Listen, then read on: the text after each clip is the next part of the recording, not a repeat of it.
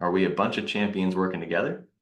Or are we just a bunch of individuals looking out for ourselves, acting in our own best interests? So I want you to think about your team through that lens and answer that question honestly. See, because cohesion, so what can we do about it? Cohesion is a result of effective communication, right? It comes all the way back to what we talked about with structure. One-on-one, scorecards, performance-driven conversations, coaching, right? It comes back to, let's talk about team building activities, right? And doing actual intentional work on your culture of your team. That is very important. What about proper conflict resolution? Think about how fast that can go sideways in regards to culture with your team, right? John has an issue with Susie. Now the team, they've been talking about it. Now the team knows about it. Now gossip galore.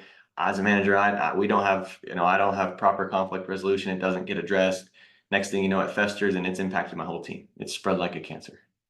It happens. Cohesion. So with cohesion, really, if we're a bunch of individuals acting in our own best interest, I want you to write this down. I have some culture work to do, and that's okay.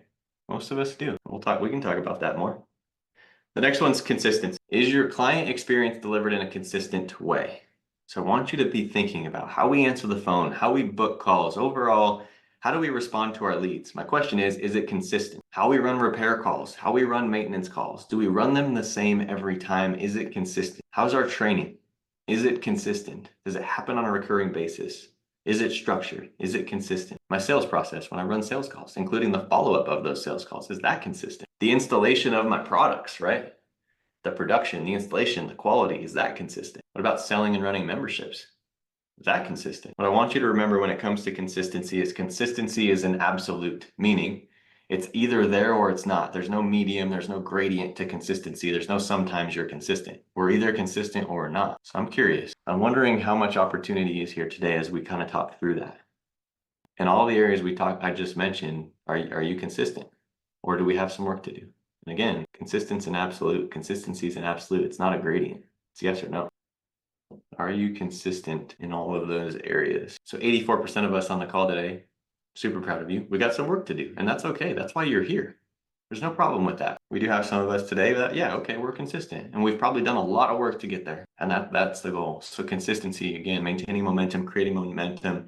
We got to audit consistency. We got to go to work on consistency. The purpose here is when we allow the waves of the business to determine how you act, is there any possible way that we're consistent? There's not. There's no way. If the waves and the dumpster fire of the day-to-day allow us and dictate how we act, there's no way that we can be consistent. Again, consistency being a yes or a no. So we owe it to our teams, we owe it to our people, we owe it to our clients to start thinking about how do we operate in a consistent manner across the board. So when I think about, okay, that's great and all, but like how do I improve my level of consistency? Maybe it comes down to planning, training, automating certain operations to make them consistent, but it also may come down to how you choose to spend your time. Again, the prioritization of tasks, the structure. What are we spending our time doing? Is it the actions of the chaos of the day-to-day, or is it creating and managing the process? So setting and supporting standards. When it comes to being consistent, we have to apply it to setting and supporting our standards. See, because the standards that we set are only a part of the game. My question would be, what do you actually support? What level of accountability today exists for your team? What level of accountability actually exists in the business for your standards? I'm going to tie this back to the consistency results. Right? We identified that we're not all consistent. So what I would say to that is only you can decide how high the bar is set in regards to how you support your standards, how you hold your team accountable to your standards. If you're on today and you're thinking, okay, maybe there's not a clear understanding of the standards, I would say that we need to go back and redefine our standards. If our team is not entirely clear as day on what our standards are and whatever realm we're operating in, we need to go back and redefine some standards, set some expectations. I can't hold my team accountable if I'm not clear on what I expect.